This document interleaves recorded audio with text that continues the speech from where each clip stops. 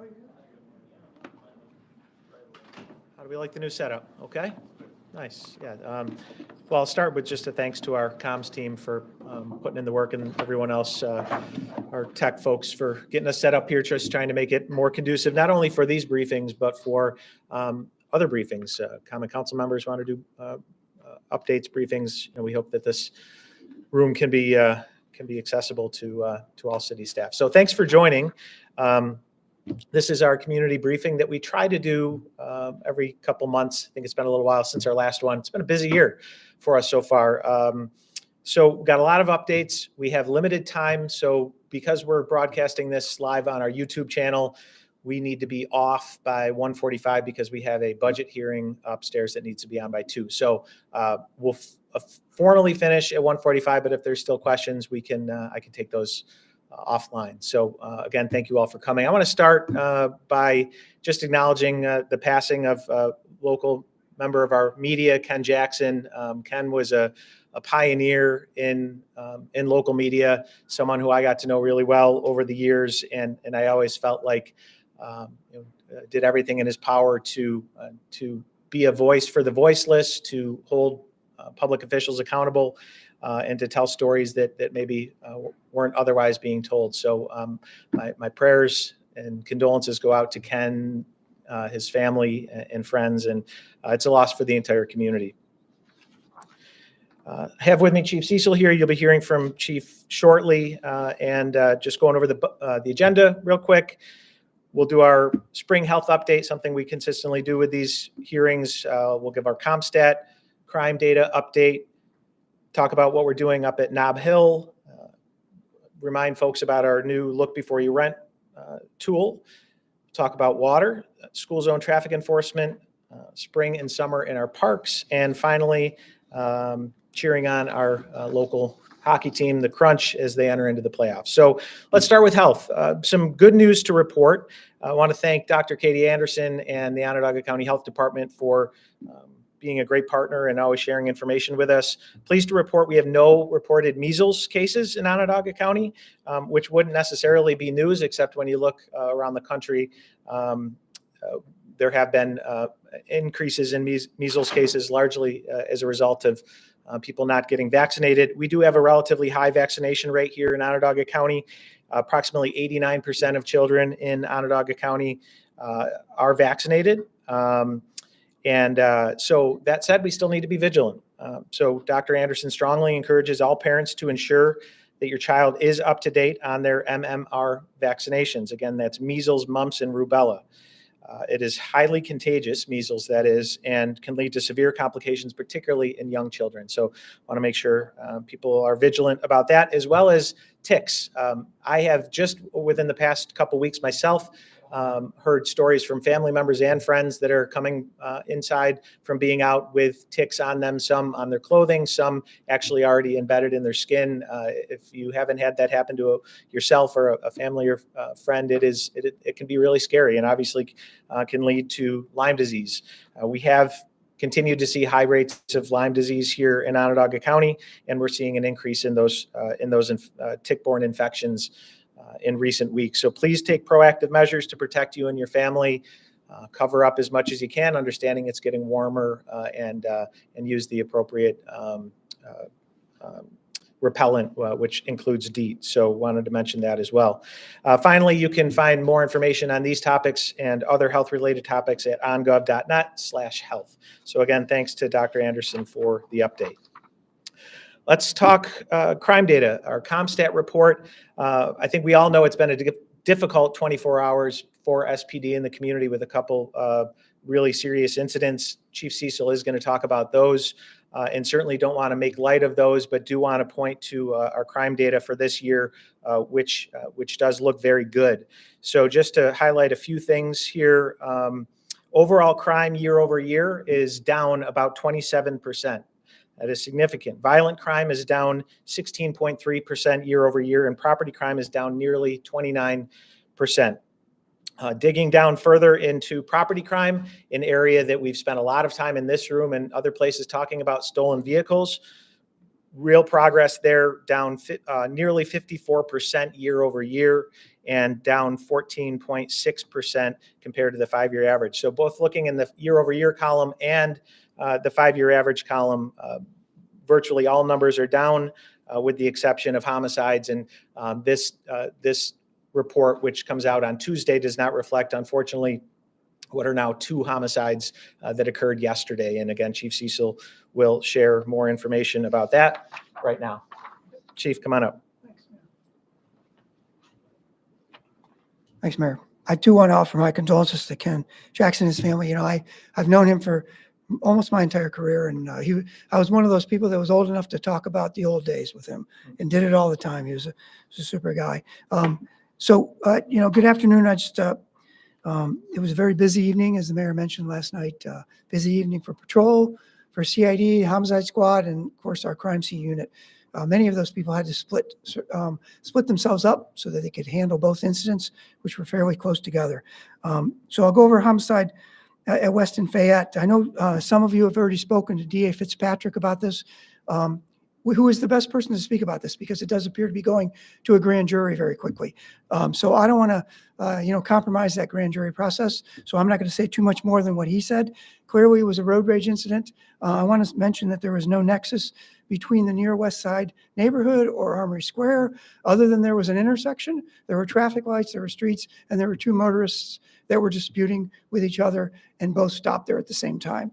So beyond that, I'd rather not say too much more. I know we're withholding the names, but I think those names will come out soon.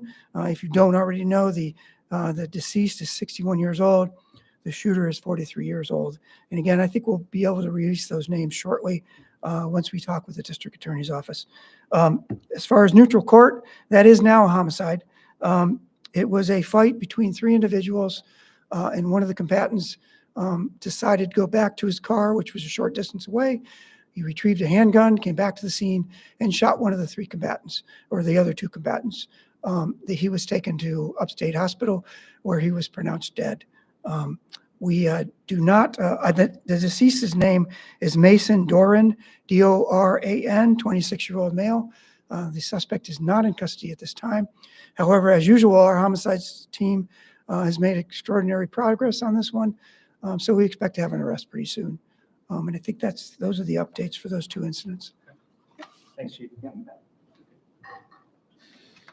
So certainly want to extend my condolences to the families of those lives lost yesterday as well, but also extend my appreciation to you, Chief, and your team at SPD, who, as evidenced by the numbers, is doing a really good job this year, as always, and also continues to execute at a really high level when it comes to solving homicides, which does provide some solace for otherwise very tragic events. So, Chief, good job to you and the team. Thank you.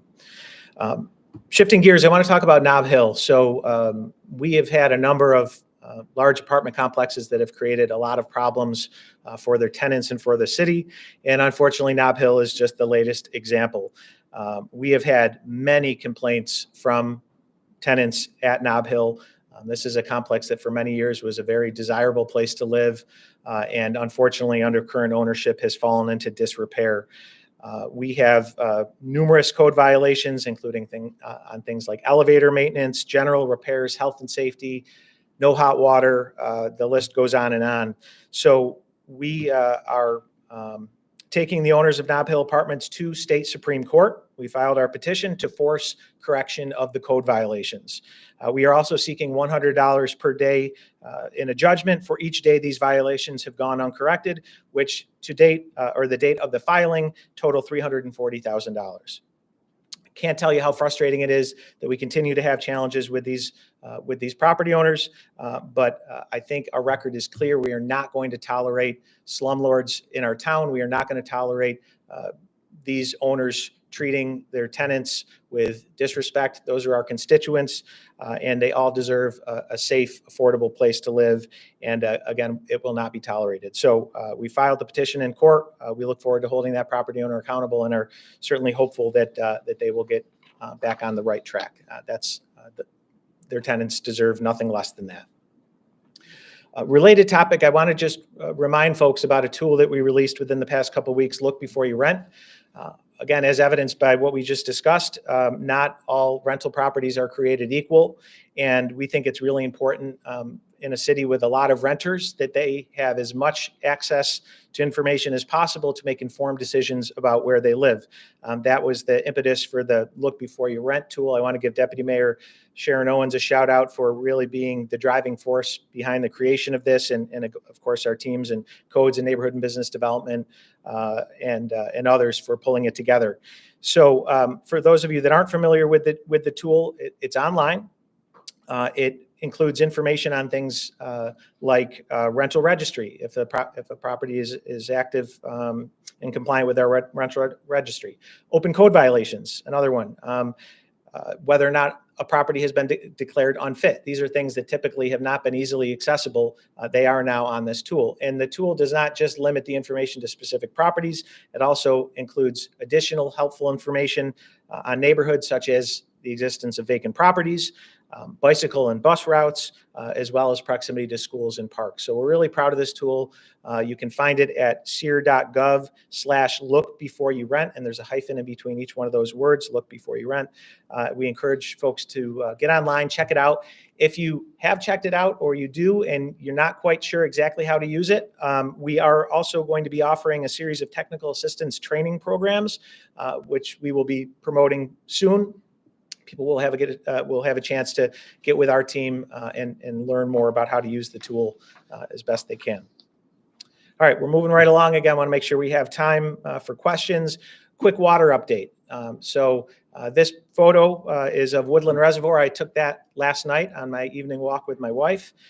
Beautiful evening, and not only beautiful because of the sunset, but because we have a full reservoir, which, as many know, was not the case for a period of time over the winter. So after a tough stretch through the winter, which included a record number of water main breaks that created a lot of issues, primarily related to water supply and water pressure, those issues are largely resolved at this point. All of our storage levels across the water system have returned to optimal levels, and that is ultimately resulting in a fully functioning water system. So just want to give a shout out to our water department. They've worked incredibly hard to address the issues, to fix the breaks, proactively seek out additional breaks. We found some recently along our conduit that we were able to fix. And again, that's in addition to all the proactive work that we're doing on lead replacements, pump station replacements, and everything else. We are investing a lot into our water infrastructure, into our system. And again, as of now, it is in good condition, and our intention is to keep it that way. Moving on, I think it was earlier. Was it earlier this week? We announced our school zone traffic enforcement program. So I've been talking about this for quite a while now, and we officially launched our school bus stop arm camera program earlier this week. That was it. The first day was April 21st. So for the first month, the first 30 days of this program, anyone that is caught by our cameras passing a school bus with its stop arm extended and the lights flashing will receive a warning. That goes for 30 days. After that, we start issuing citations. So you would think that we wouldn't have to have this enforcement. You would think that people would know enough not to pass school buses when their stop arms are extended, but as evidenced by the data, and I fear by the warnings and citations to come, it is a problem here in the city, and it's something that we are working very hard to address, and this tool is going to help us do that. This is not being done in isolation. It's not being done as a revenue grab. This is part of a holistic, comprehensive strategy for traffic safety in our city. We are a Vision Zero city, which means that we have adopted a strategy to eliminate traffic fatalities and serious injuries. So again, part of a multi-pronged strategy, additional technology to come in school zones, red light traffic cameras, as well as speed cameras. And that's in addition to all the other investments we're making, whether it's our speed humps, our municipal sidewalk program, our road diets, our bike lanes, bike infrastructure. Again, it's part of a holistic and comprehensive strategy. The reality is we have far too many drivers in the city that are not driving responsibly, that are driving dangerously. And when I walk around in neighborhoods and talk to neighbors, it is among the biggest complaints that I hear is people worried about their kids playing outside because people are driving recklessly. They're blowing through stop signs, through red lights, around school buses, and it's not acceptable. So I want everybody to be aware of that. Again, we have 30 days of a warning period, and then the citations begin. So as I said, when we launched the other day, I hope that we generate zero revenue from this. I hope that people heed our warnings and drive safely. But if you don't, we have new tools in place that are going to hold you accountable for that. Just a few more updates. Spring has sprung. Beautiful day out. Hopefully everyone has had a chance to get out and enjoy the sunshine. But with spring comes a flurry of activities in our parks, and I just wanted to mention a few of them. So we have our spring classes and programs launching. They are open for registration right now on the parks website, which is syracuse.recdesk.com. Classes include adult fitness, arts and crafts, aquatics, and a lot more. Specific to aquatics, I also want to mention that we are doing lifeguard training, looking for lifeguards to staff the pools this summer, and we look forward to having the pools open in just a couple months now. So make sure you get on the website, register for your classes. I also want to mention for golfers, we are blessed in this city to have 2 municipal golf courses, very rare for a city our size. We have, of course, the Burnett Park Golf Course and the Sunnycrest Golf Course. Burnett Park course will open on Thursday, May 1st, and Sunnycrest will open on Thursday, May 8th. So get your clubs ready, and hope to see you out on the courses. Last but not least, I mentioned the Syracuse Crunch. They are playoff bound. They are playing their arch rival, the Rochester Amerks, and they are playing tomorrow night in Rochester for the first game. So got with the county executive. We're teaming up to light up our skyline blue. So you will see the blue lights outside of City Hall and other buildings around downtown cheering on our Crunch. Again, for a city our size, we're lucky to have a professional hockey team in our town that's been here for a long time and delivers a great product. I've been to a couple games myself already, hope to make a couple during the playoffs, at least one, but we want everybody to get out there, support the Crunch. And again, we're going to do that with our blue lights. Okay, how do I do on time? I think we should have plenty of time for questions. So Chief and I are both available. Mayor, regarding Knobill, I noticed that the violations that are cited in the petition are very similar to the ones found at Skyline throughout the years. I did not notice, however, that the city did not request filing for receivership. Given that they're so similar in such similar cases, how come is the city not looking for a receivership? I think we're hoping it doesn't come to that. I think as evidenced by Skyline, even when you go the receivership route, you don't always get a good outcome. So at this point, we're learning on each one of these as we get more aggressive.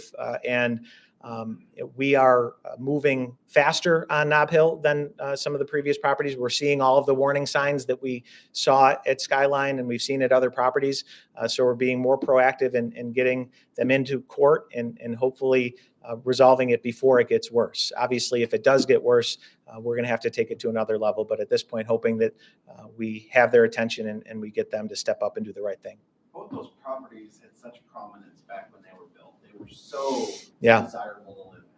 What's the similar story between these, quite frankly, originally swanky places becoming deplorable? Irresponsible property owners. That's it. It's not easy to be profitable in the real estate business. It is possible. So I'm certainly sympathetic to property owners and the challenges that they face. But the reality is these are cases where you have property owners that acquire a property that's in good condition and knowingly don't invest to maintain that condition in order to squeeze as much money out of it as they can. And as they are stuffing their pockets, their tenants are suffering as a result of it. So ultimately it comes down to ownership. I mean, you look at the Skyline. I always reference right across the street at Regency Towers. You have a beautiful place that tenants are very happy in. It is possible to do it right. Unfortunately, we have a number of property owners that are intentionally squeezing these properties of all the resources they can, and we're not going to tolerate it. Repeat the question, Mayor or Chief, in order for people streaming to hear. Okay, got it. Thank you. Connor? Sorry. Do you know if the owners at Knob Hill own other properties and if there have been checks to see if there's additional problems? And how long have they been at Knob Hill? Yeah, so the question is whether or not the owners of Knob Hill own other local properties. I'm not aware if they do. I'm looking at some of my colleagues to see if there's any heads nodding. We'll confirm that, but I'm not aware of any other properties they own. And the other part of your question, Connor, was? Just how long has the current owners been the owners of Knob Hill? Yeah, I'm not sure of that. 2018? Okay, thank you, Todd. 2018. Now, Mayor Walsh, Sir. in relation to the shooting that happened on West Bay, what are some of the challenges in covering a case that is involved with road rage? Yeah, well, I think, as the chief said, this could happen anywhere. And it happened to take place yesterday at that intersection. And, unfortunately, it, I think, is emblematic of a problem that we have as a society, which is people not being able to resolve their conflicts peacefully. Yeah, that's that. And just to clarify, the name you mentioned, Mason Rowland, is that the victim of the shooting that happened on West Bay? Chief, I think you mentioned the name, and the question was the names of the victims. Go ahead, Chief. Sure. Yeah. No, the name I gave you was for neutral court, the homicide in neutral court. Chief, don't go far if you don't mind. I look at other cases and, you have the person accused of the shooting, but they're not charged. You would have charged someone in most other cases by this point. Can you speak to at least your work, why your criminal investigations division hasn't put forth word to the DA that this person should be charged? Well, that's a great question. And all of you media here that are savvy ones know how to read between the lines. But again, I'm not going to dip into that because I don't want to jeopardize the grand jury by saying anything. Any details that are released that aren't released by DA Fitzpatrick could jeopardize that grand jury. But I think all of you can read between the lines about why you might be. We can, but the community might not be able to read this. Right. And some of those communities might very well be people that are sitting on the grand jury. So I'm not going to say anything. Chief, you were just saying on the grand jury, but are you able to speak to, if reading between the lines alludes to, not to put words in your mouth, the idea that this was self-defense, when you're looking at a road rage case, how far back in the incident are you investigating in terms of, can there be legal culpability if the person who pulled the gun was part of actually ticking the other driver off by cutting them off, sideswiping them, what have you? Yeah. So I don't know if I can repeat that entire question, but basically it's how far back into the investigation do we go when we have a road rage? We go back as far as we can. Connor, we have cameras all over the city. They're all over the highways, and we use those cameras. We also have LPRs, license plate readers. So we use all of that to go further and further back as far as we can take this incident and see where it actually began. We clearly know where it ended, but we do take it back to see if we can figure out where it began. Why did the driver have a legal permit? Were they off-duty law enforcement, for example? Why did they have a pistol permit? Yeah, again, that's a question for the district attorney's office. I know the answer, obviously, but I don't want to jeopardize this case. The DA has confirmed that the victim was found with a knife. Could there have been danger to the shooter? There could be. Yep, there could have been. Is there evidence that either made the other aware of their weapon before the shooting? See, now I feel like I'm on the stand, Andrew. I'm not going to go further into this. Now with the grand jury right around the corner. Again, I already said why. Some of the people that you all know and can read between the lines, some of the people that are watching this could very well be sitting on that grand jury, and that could jeopardize it. Yep. Chief Cecil, can you comment on some of the crime you've seen at Knob Hill? Some of the crimes up there, Yeah. Yes, Knob Hill. a lot of the issues up there, and the mayor knows more about it than I do, to be honest. A lot of the issues up there are code violations, but there have been robberies. There's been assaults. I can't give you the numbers offhand, but we had a string of robberies that were occurring. I think it was last summer, not positive, where people were being robbed either going in or coming out. There's been obviously stolen vehicles up there where they're taking them right out of the parking lot, things like that. But I can certainly follow up with you and give you a whole list of that, because as part of this, the mayor has asked for that a long time ago, and we can get you the actual list that we generated as far as crime goes. And the people that are committing the crimes, are they live in the apartment complex, or are they coming from outside? Yeah, good question, and I forgot to repeat the other one. But the reporter's asking if the suspects of the crimes live there or don't live there. It's a mix. I think the majority of them don't live there, but there have been cases where the suspects and the victims both live at Knob Hill. In West Bay, did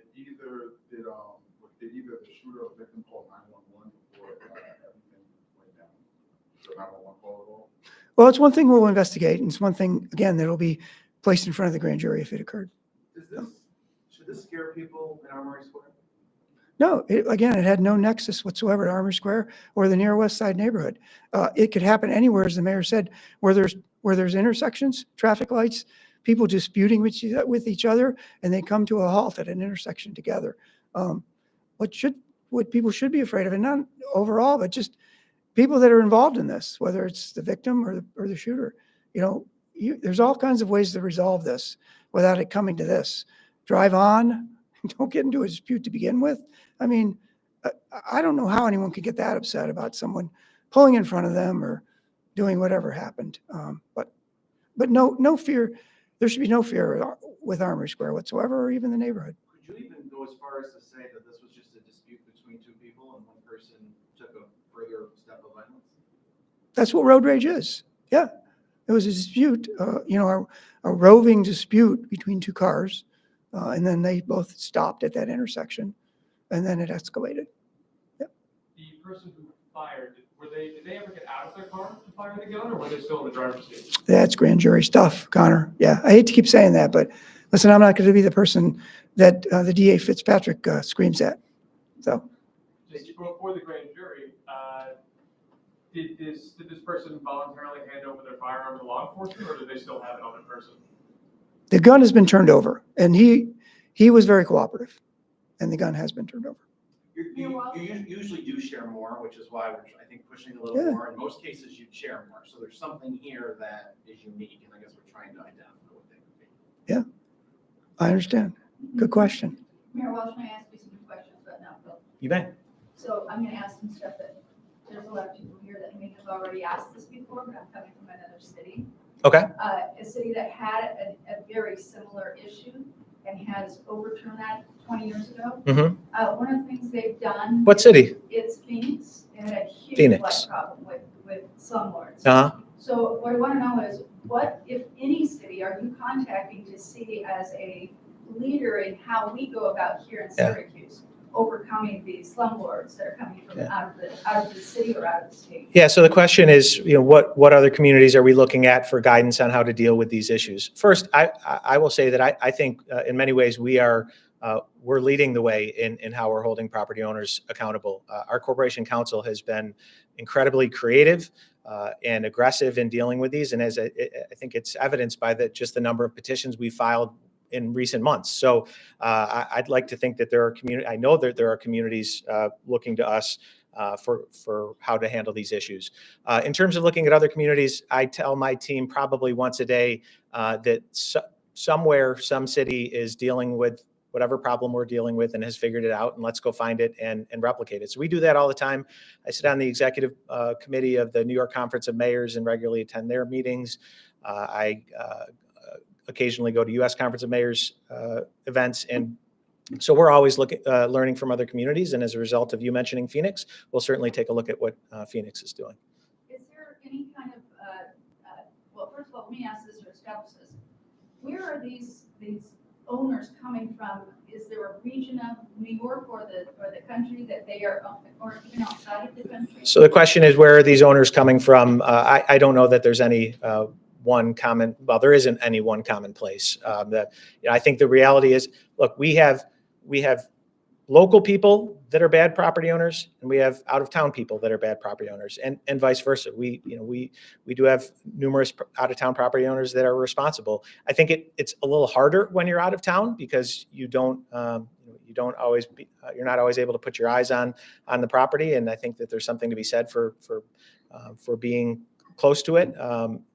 But that doesn't necessarily make it or break it. So the common denominator is just it comes down to money. They're not investing what they need to invest to maintain the property. So is there anything the city can do, for instance, any kind of business license revocation, anything you can do to stop them from continuing to rent? As you call their phone numbers, they are still taking rental agreements. Yeah. I mean, we have a lot of tools in the toolbox. We have the ability to, when we declare a property unfit, the county can issue a stop rent order. Ultimately, if or when we declare a property unfit, we do have the ability to vacate the property. But similar to the challenge that we had at the Skyline, you need to make sure that if you were to take that drastic of a measure, you need to make sure that people have safe places to live, and that's a challenge right now in the housing market. And we talk to residents about that too. They more often than not, they don't want to leave their property. They don't want to. It's their home. You don't want to have to leave your home. And so our goal, our hope is in this case that by filing this petition, we can get the property owner's attention, get them making the necessary investments, and keep people in their homes. But ultimately, if that doesn't work, then nothing is off the table, and we have evidence of more drastic measures that we've taken with other properties when we've deemed it necessary. Anything else? Mayor, New York Focus reported yesterday that the New York State Police are feeding their gang database to ICE. And given, I'm not sure if this question's better for you or the chief. Yeah. Given the stance that the police department has to not, collaborate with ICE on immigration proceedings other than, with a federal warrant, does that alarm you to hear, that an agency that we share data with, infusion centers, is collaborating with us? Well, I think as far as our policy goes, and Chief, you're welcome to chime in. The question is, related to the state police sharing gang-related information with ICE. What we've said consistently is on criminal matters, the Syracuse Police Department does in fact work and cooperate with ICE. And so if it rose to a criminal matter, then I think it would be appropriate. But what we don't do is we're not in the business of immigration enforcement solely. And so any efforts, and I think we have conversations. Police department has conversations with ICE. I think there's a common understanding of where the line is drawn. And again, if they are looking for assistance solely to enforce immigration law, that's not a place where the police department helps. So, Chief, do you want to add anything to that? Or? That's exactly right. Okay. Does the SPD share any data, collected in the gang violence task force? Is that shared directly or indirectly to the state gang database? So the question is if SPD shares data with ICE specifically, did you say? Or yeah. I can't answer that. Sorry, the question was if it shares it with New York State. I see. I got it. Understood. Yeah, Yeah. Well, sure. then, yeah. Yep. So the question was, do we share data with New York State Police? Yes, absolutely we do. As far as gang data, we have the gun involved violence elimination, initiative that's been going on for, I think, 25 years now. The money comes from Governor Hochul. She just put another $700,000 in it.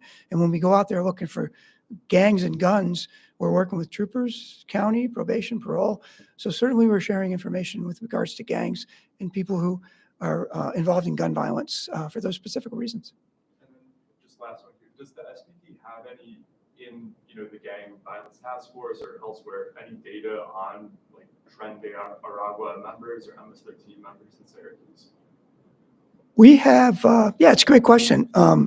I would imagine there would be some of that information if we had it, it would be in our gang database. Most of our gangs, though, are local gangs. I'm not aware of too many members that are part of those gangs you're mentioning in Syracuse. The vast majority of them are the local gangs we've been dealing with for the last 20, 25 years. Chief, I'm going to switch topics real quick before you go, and I think this is my last one on this. The shooting that we've been talking about. Is the shooter, the word detained was used yesterday in the press release. Is that still the case? Is the shooter in some sort of custody? No. Out on his own free will, assuming it's you. Correct. And the gun being handed over, was that just because someone politely asked, or was it nervo? No, it wasn't an ERPO. No, it was fully cooperative. Yep. And listen, in full transparency, as all of you know, but since the public's watching this, that when Andrew asked what's the difference, we know you didn't use the word hiding, but we know this is different. Here's the difference. In most cases, the person's been charged and going to a grand jury. In this particular case, the person has not been charged and is heading into a grand jury. That's why I'm leaving everything up to the district attorney's office. And you should probably call him when you leave here. He may have more information that's available at this time, but that's the difference between this and what we usually do. Jim, I have a question going back to We've had 3 international students at SU campus arrested, or not arrested, excuse me, their visas revoked, I want to jump again. But if these folks are on this campus, and there are other campuses where there are actual ICE officers walking up, and they're, in some video, we were watching them wearing full police garment, not ICE garments.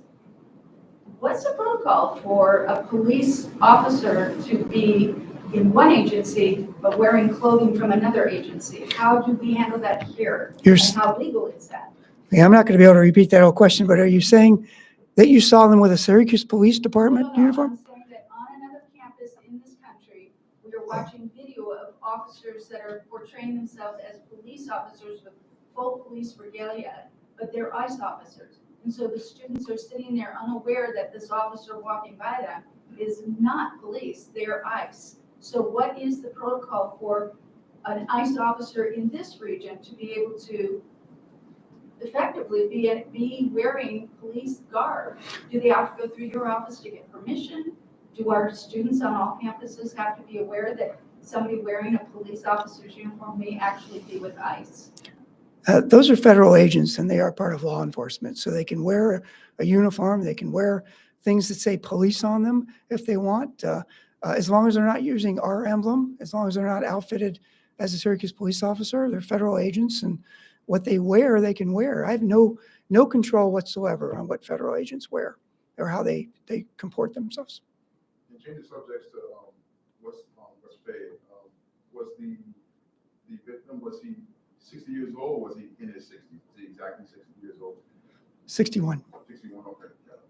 Last question, gang. Mayor, on the visas at SU, have you been in contact with anyone with SU administration about what got these students on the State Department's radar? I have not, no.